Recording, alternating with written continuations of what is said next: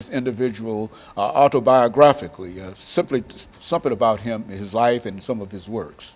Well, Oskar Schindler was really solidified in Hollywood as a big name, or as a popular name from the movie Schindler's List, which won a lot of awards.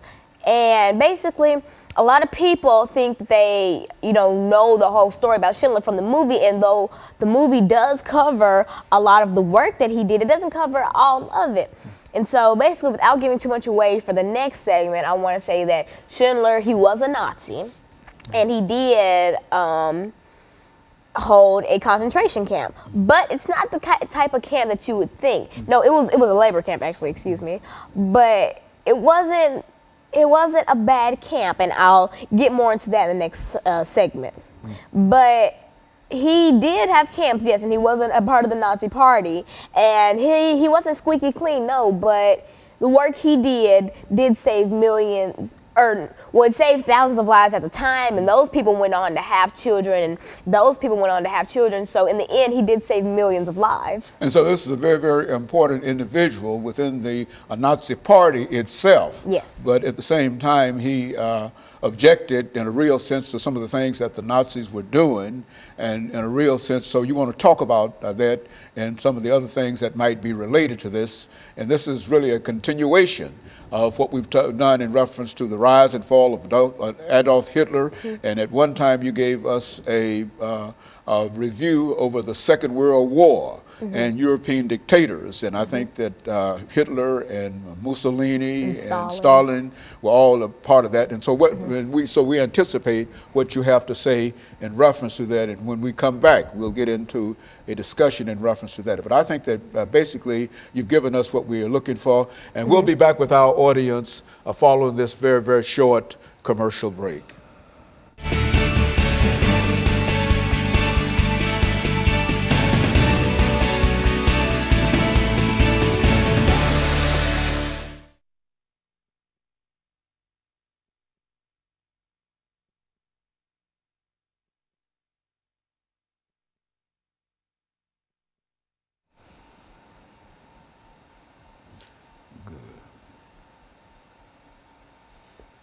God, that's over.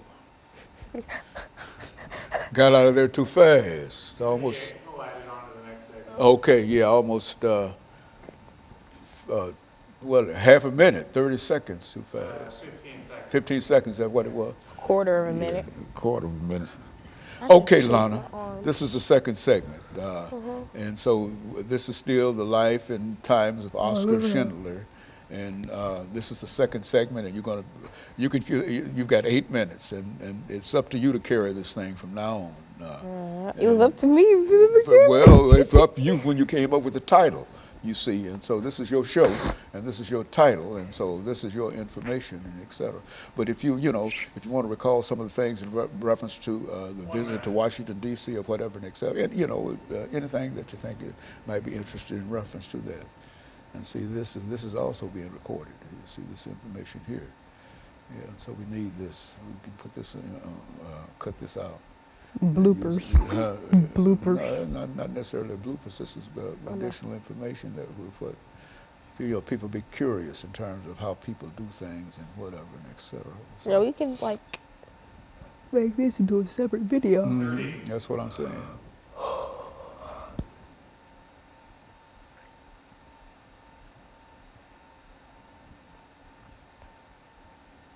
And so we've got 8 minutes and 10 seconds. Okay, now see, okay, very good. Let's take 10 seconds.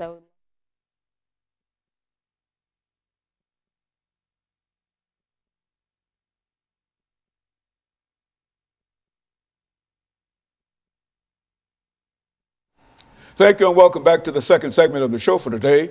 We're talking to Alana McLaughlin, and she's giving us some information in reference to the life and times of Oskar Schindler. And of course, Alana, let's pick up where we left off during the first segment, and to have you to continue dealing with this information in reference to Oskar Schindler and the part that he played in reference to the Second World War as well as to the Holocaust itself. All right, so in the first segment, I introduced myself. I'm Alana McLaughlin. I talked about my background, education, and a couple programs that I'm involved in, and things of the nature. And then I talked about what made me really want to talk about this, and I said, because I went to a camp called the Summer Program for Verbally and Mathematically Precocious Youth, and I took a class on Nazi Germany, and we watched Schindler's List, which is a really famous movie. A lot of people have seen it, you know, you've probably seen it. And after watching